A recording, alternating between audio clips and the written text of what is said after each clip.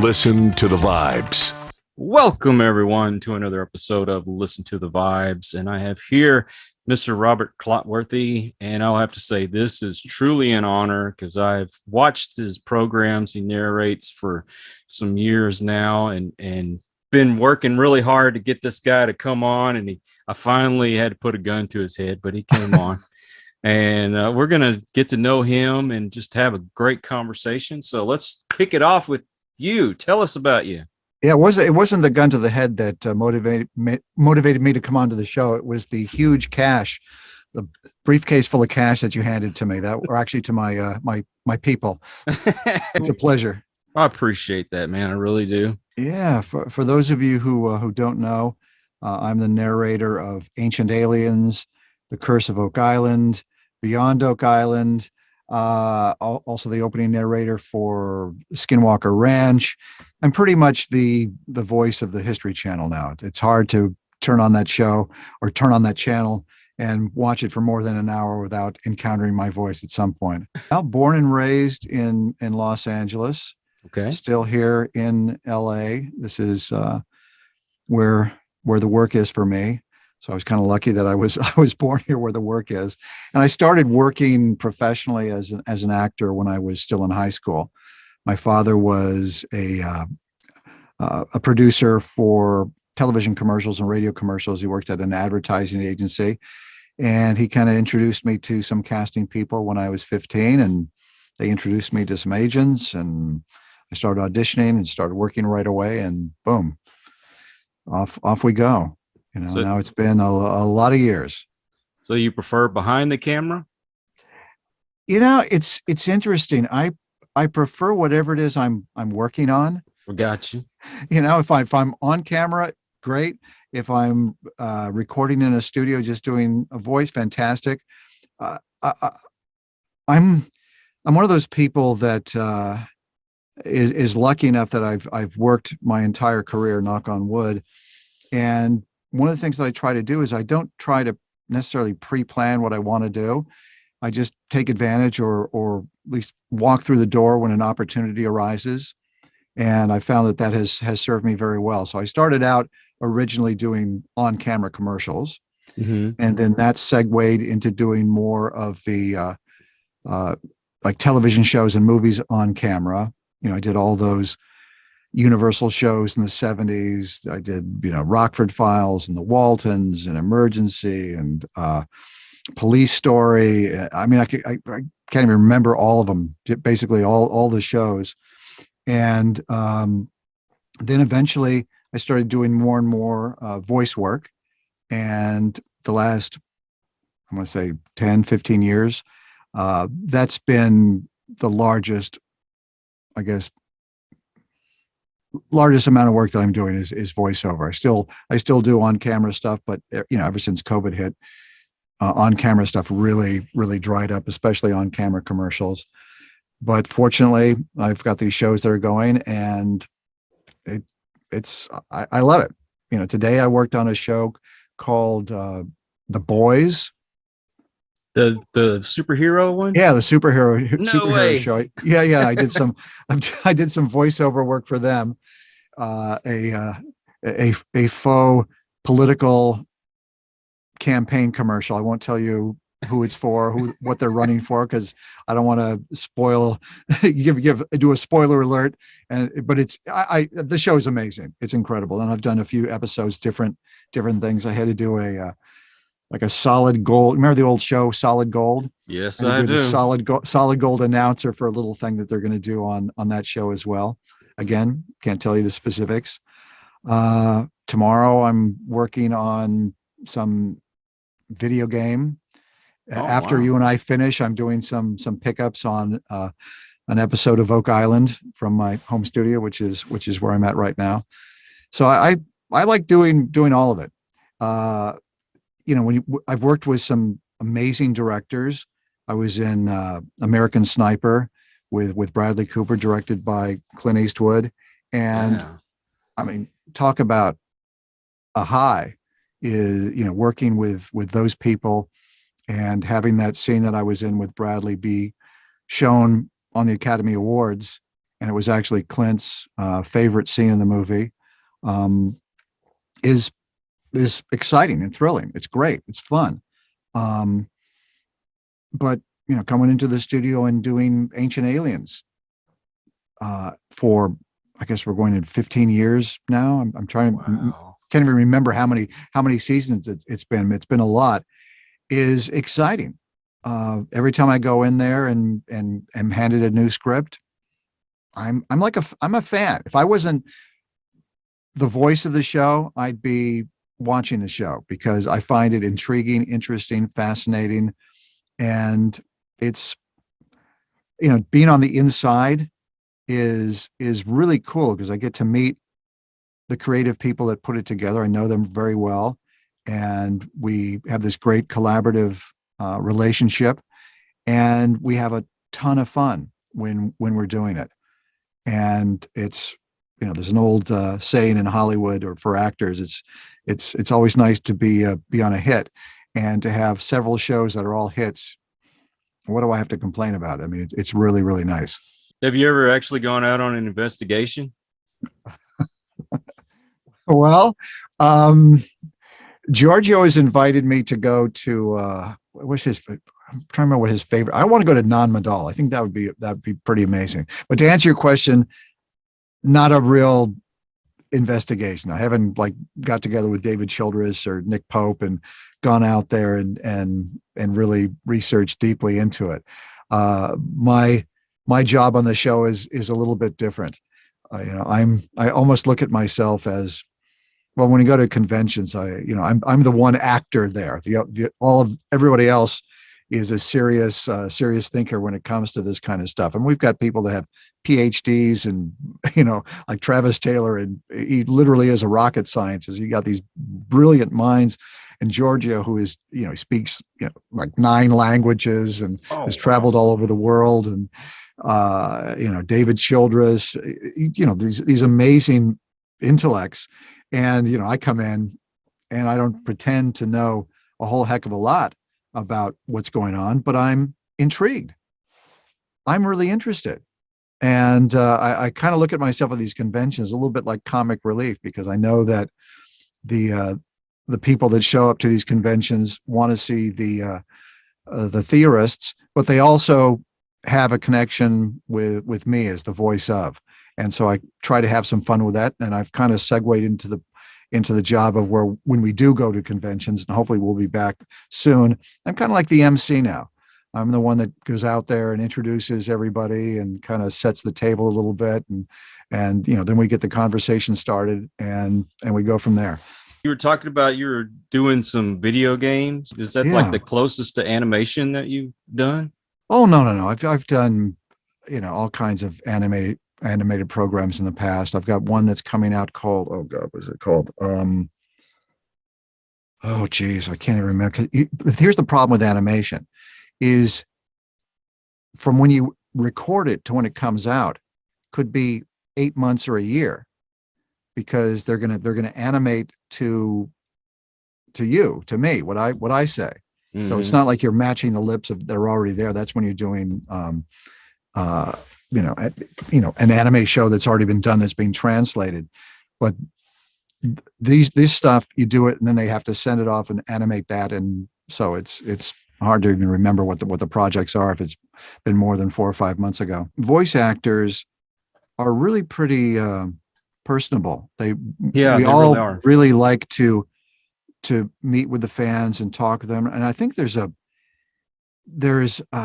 very interesting because there's something about growing up, and there's always some kind of a cartoon that's happening that you experience when you're a kid. Mm-hmm. And so when you actually get to meet the voice of whatever that cartoon character is, there's something very special about that, very unique about that. And I think that for the voice actors, we all understand that it's our turn to kind of give that experience back to the new generation of people. So we really go out of our way to make it as pleasant and nice as possible, because we were all there. We know what it was like to meet that the voice of Huckleberry Hound for me when I was a kid was just, you felt like you died and went to heaven. My father, he did these radio commercials when I was growing up. He must have produced 10,000 of them. Oh, And wow. he came from live television and doing radio. And so he would come into the studio and he'd bring in all these people. You talk about Casey Kasem and Mel Blanc and June Foray and Dawes Butler and you name it. They were all there. And I got to meet them as a kid. And I was a picky eater as a kid. I didn't want to eat my vegetables. And my father came home one evening, and he had a record. It was like a 33, big album. And he put it on the record player. It wasn't even a stereo at that point, a record player. And basically it was all my favorite cartoon characters telling me that I needed to eat my vegetables. So I would have, Mel Blanc as, Yosemite Sam. You can go, Robert, read your vegetables, June Foray as Rocky from Rocky and Bullwinkle. And it was amazing. Of course, I still didn't eat my vegetables. You still didn't eat your vegetables. Yeah, I played it once. I went, still not going to eat them. Thanks for the attempt. Was there been any time in your life that you ever wanted to do anything other than the acting?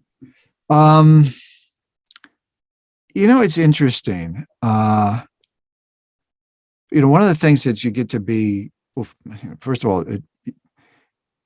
it's different to be an actor and a working actor. Mm-hmm. Being a non-working actor would be hell, would be absolute hell, because it's nothing but frustration. It's rejection. It's very painful. I know a lot of actors, most actors have a hard time getting gigs. So, they have to do other stuff. I've been fortunate in that I've been able to make a living off of this for all these years. And one of the wonderful things about it is that I'm able to do or pretend to do a lot of things. Maybe let's say I had a fantasy of being a surgeon. I've been doctors. I put on the lab coat. I've had people talk to me as if I were a doctor. I've prescribed them medicine. I've given them advice, and I'm not a doctor, but I got to, and everybody bought into it. Everybody believed it for that, that television show or that commercial that I was. So I got to pretend. I had an epiphany as an actor many, many years ago when I was doing a show called Young and the Restless. I was on that for quite a while. I was the judge on the show. And I remember one day we shot it at CBS Studio City, which is right in the heart of the Fairfax district in Hollywood here. It's this big, huge building. It's been there forever.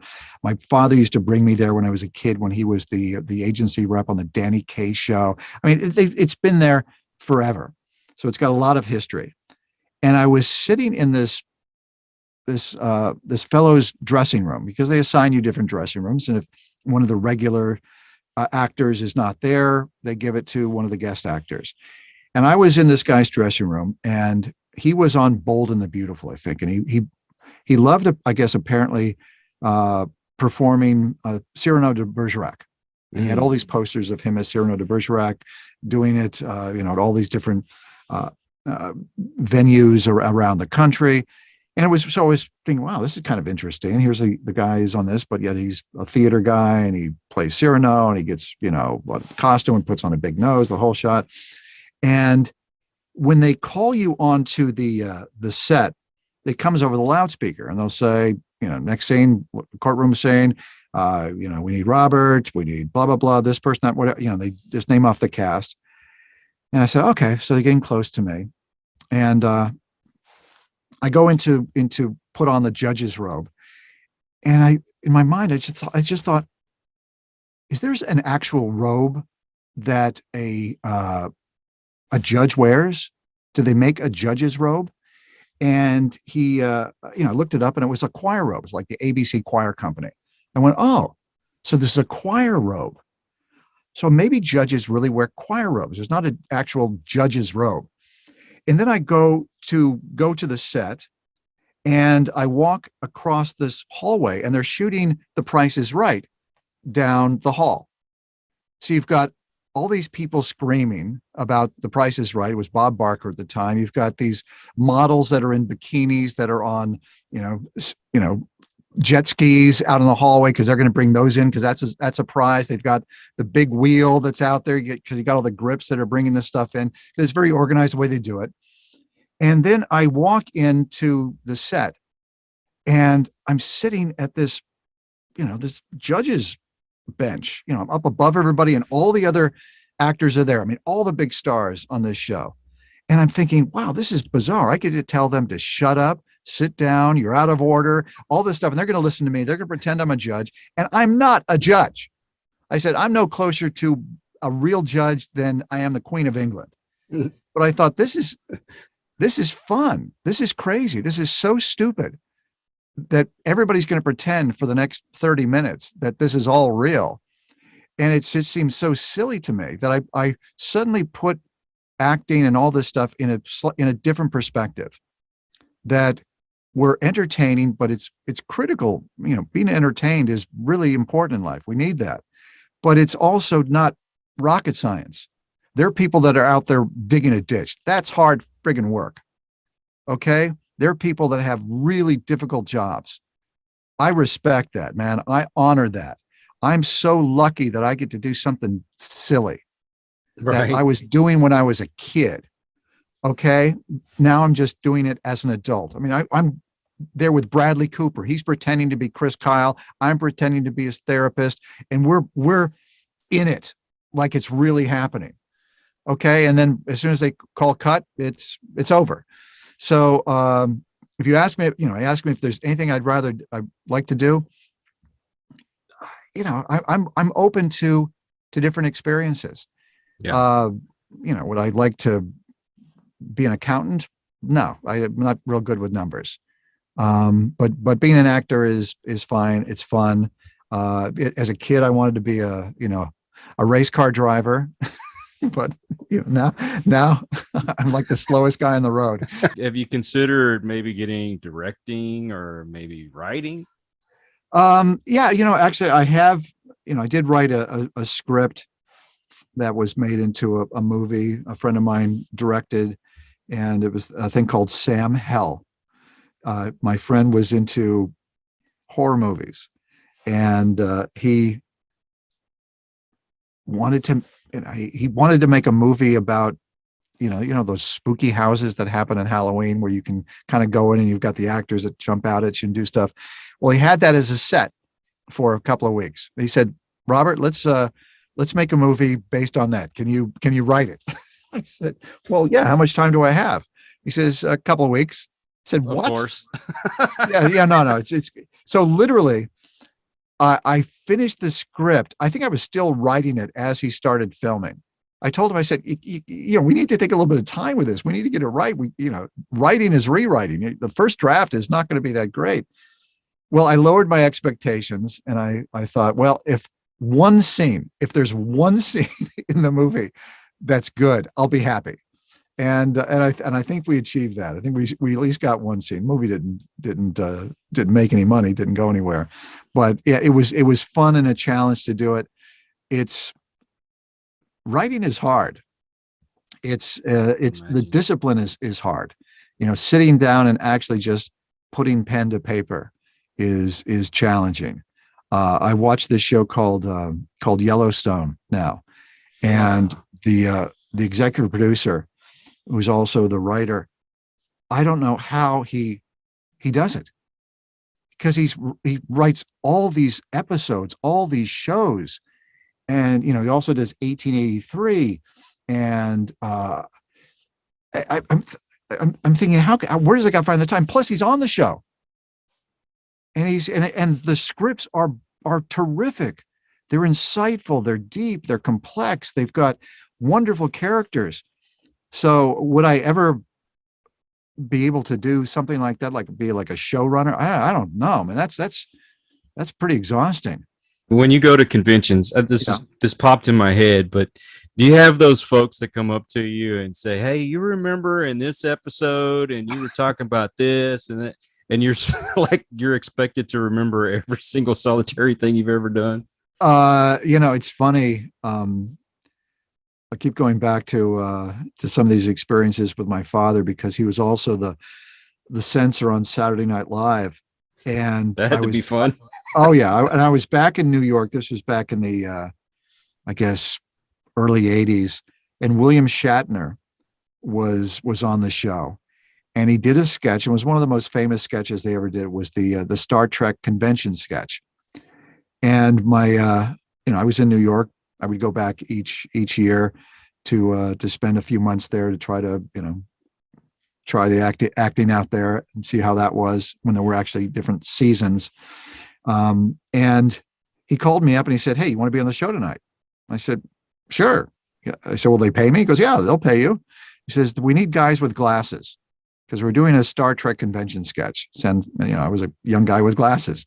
So I was in that sketch, and the whole sketch, if you've never seen it, is about William Shatner dealing with exactly that, where people are asking him, in episode 32, when you put in a combination on the lock to get into what was the combo? And he's like, I don't know, how can I remember these things? So, yeah, people do ask me, it's hard to remember all the episodes. Obviously, I mean, we've done well over 200, but that's where the experts come in. That's where the theorists. I hand that over to the theorists. Who's been the craziest fan that you've encountered so far?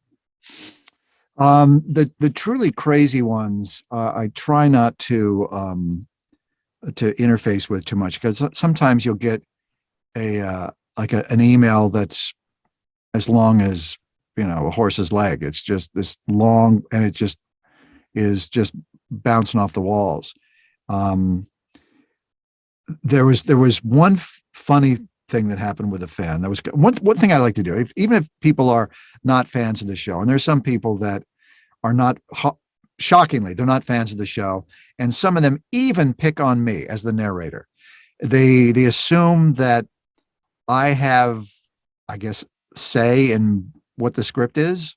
You're just reading, and they said, "Why do you have to introduce every single person every time? We know who they are." Like what I try to do is I try to turn that frown upside down, kind of turn an enemy into a friend a little bit, or somebody that's critical into a fan of the show. And I'll say, well, it's because it's for me. I forget. I can't remember their names. There's a lot of them, and it's me. But there was one guy who was all up my rear about being a narrator. He says, "Oh, you're the worst narrator, the worst. I can't stand it. The worst. I said, he said, "I could do better than you." And I thought, you know what? Let's put a challenge out there. I said, okay. So I said, I'll tell you what. Let's have a narration off. I said, I'll send you a little bit of a script from Ancient Aliens. You read it. I'll read it. We'll put it out on Twitter or whatever the heck it was, and we'll let people decide which is better.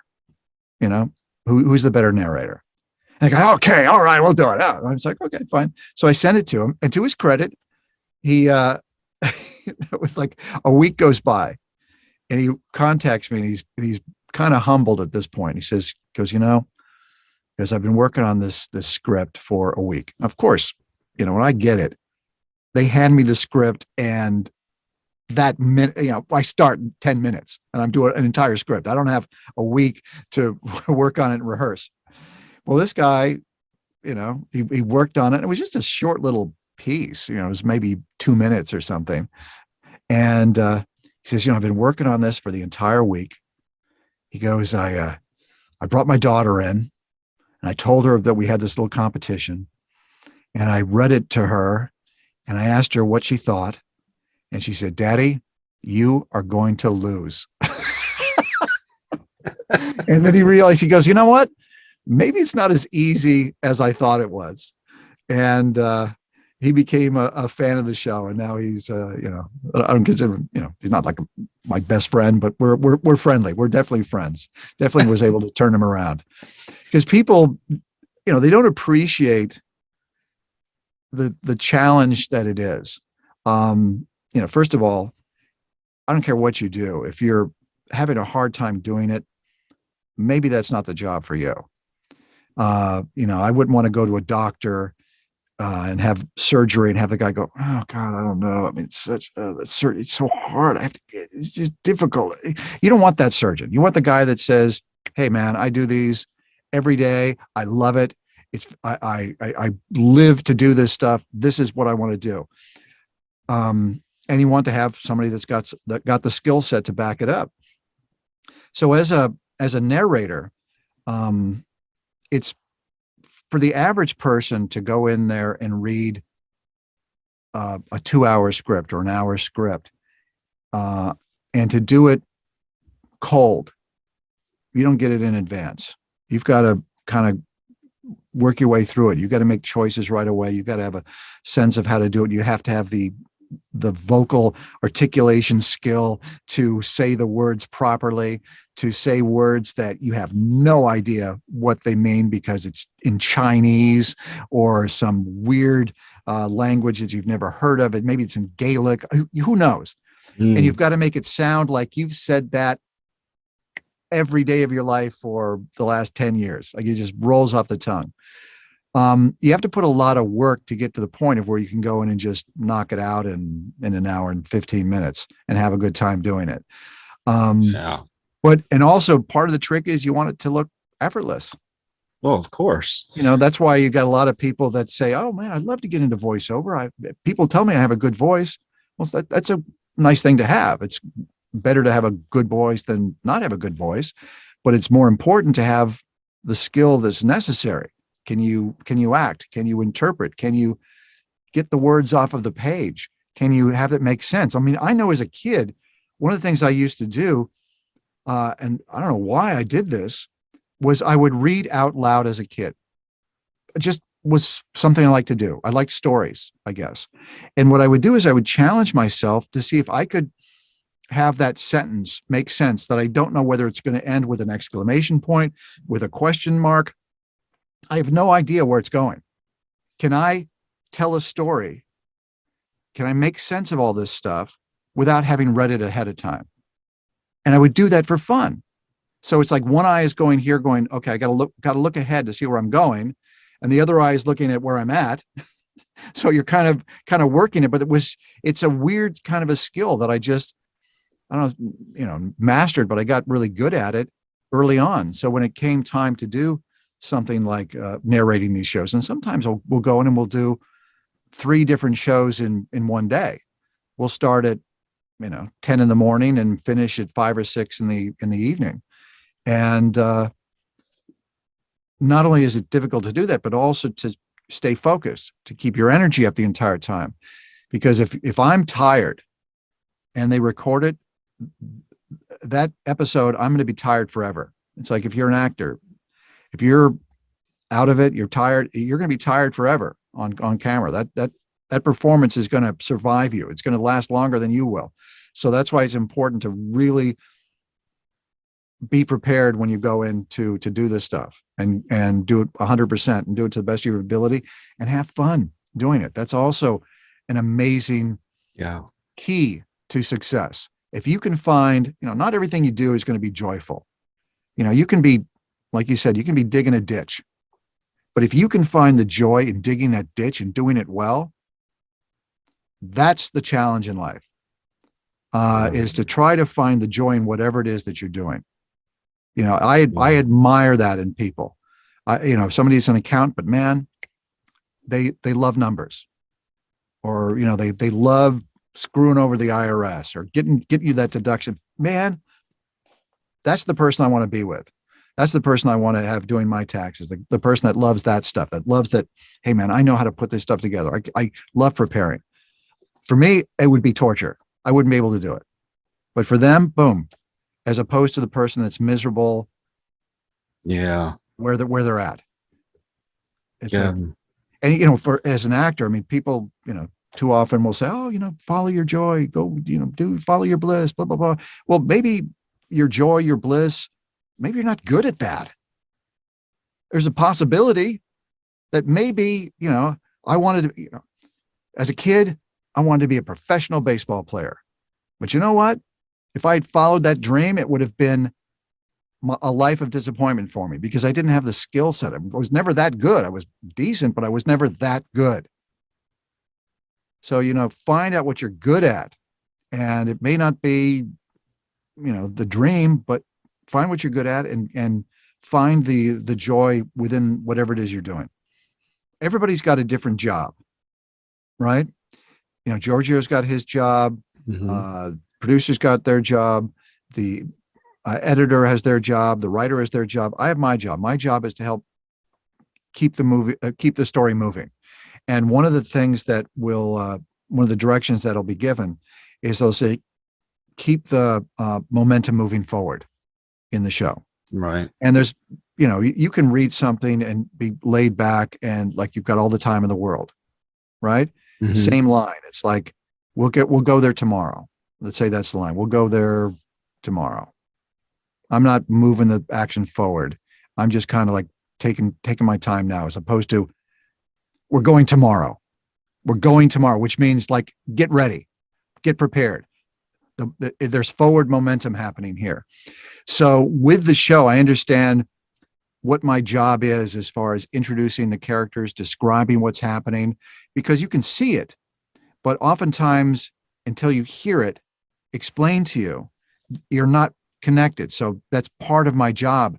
And as a fan of the show, I also am curious as to what's going to happen. One of the tricks that I like to do is I don't get the script in advance. I don't want to know what's happening. When they hand me a new script of Oak Island, for example, I ask, do they find the Ark of the Covenant in this one?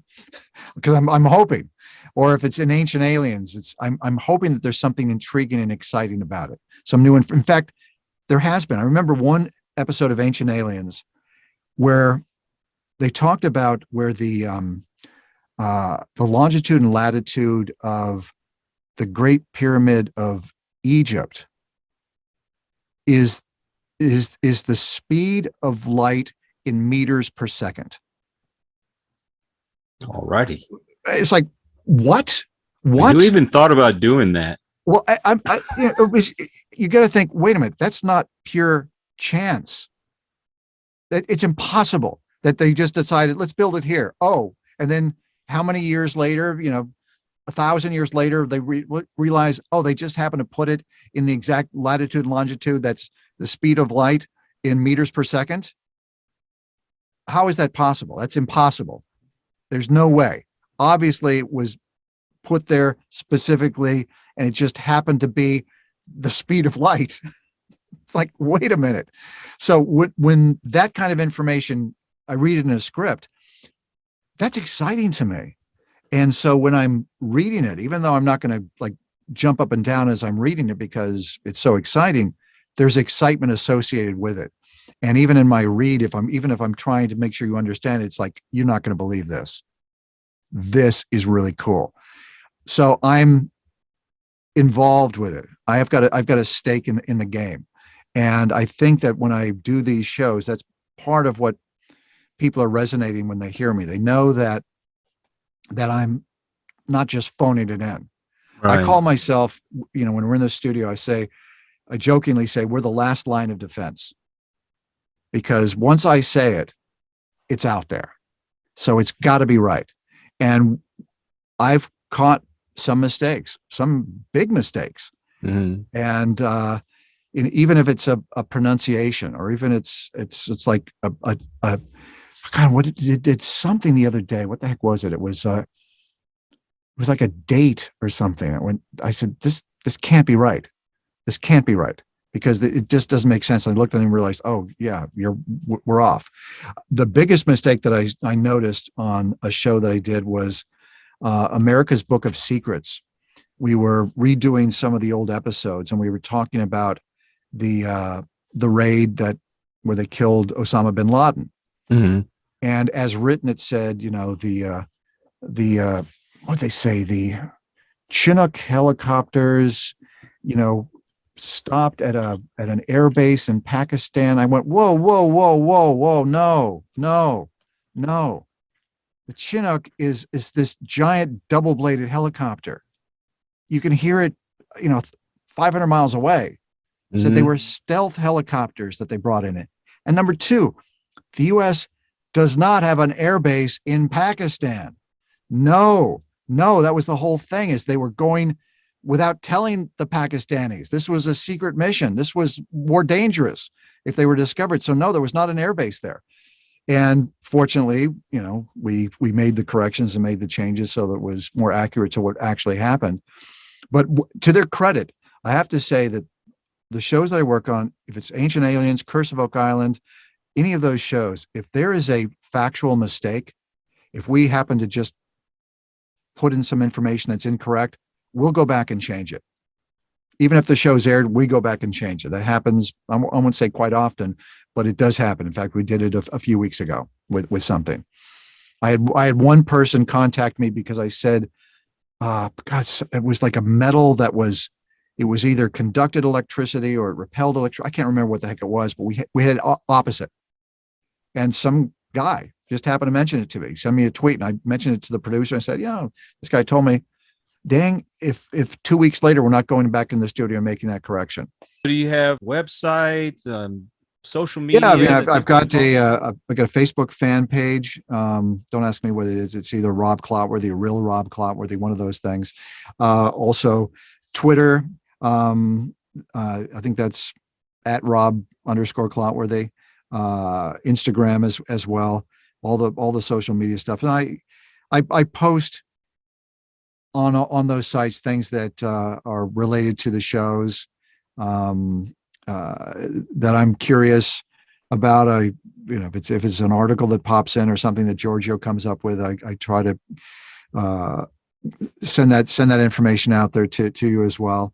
Also, if I'm on a site called Cameo. I don't know if you've ever heard of that, where yes, people can hire me to do a little birthday greeting for them or whatever. Also, on a site called Jemi, Jemi, I do have original scripts for the shows that normally I would bring to conventions. When I go and do an episode of, say, Oak Island, they hand me a script, and that script, I'll scribble my little notes in there as to, if we make a change here or pronunciation, whatever it might be. And I save those. And what I would do is I would bring them to conventions because I thought, what would be a nice thing that if you went to an Ancient Aliens convention, or what would be something that would be totally unique and special? I mean, you can get a t-shirt, but everybody's getting t-shirts. So I brought my original scripts. I don't copy them. These are the only ones that I have. If it's version 1 or version 2, whatever it is, and I make those available, and they're available on Jemi. And I put a nice little cover on it, and I sign it for you, and it's all beautiful. And it's a great little memento if you are a fan of the two shows. Well, I tell you what, I usually end the show, but since you have such a great voice, I'll let you end the show. Is it possible? Could it be? Ancient astronaut theorists say yes. I'd love it. I said we went this whole thing, and I never said that you need to hear it. Well, I really, really appreciate that. And please, if you ever get the chance, I'd love for you to come back on the show. Oh, I'd love it. Absolutely. Well, thank you. Thank you to everyone out there. I know I said I was going to let him end the show, but I have to mention, if you're new to the channel, I appreciate you stopping by, and I hope you subscribe. And if you're regular to the channel, thank you so much for your support. So until the next one, everyone, please take care. Be kind to one another. God bless, and peace. We hope you enjoyed this episode of Listen to the Vibes.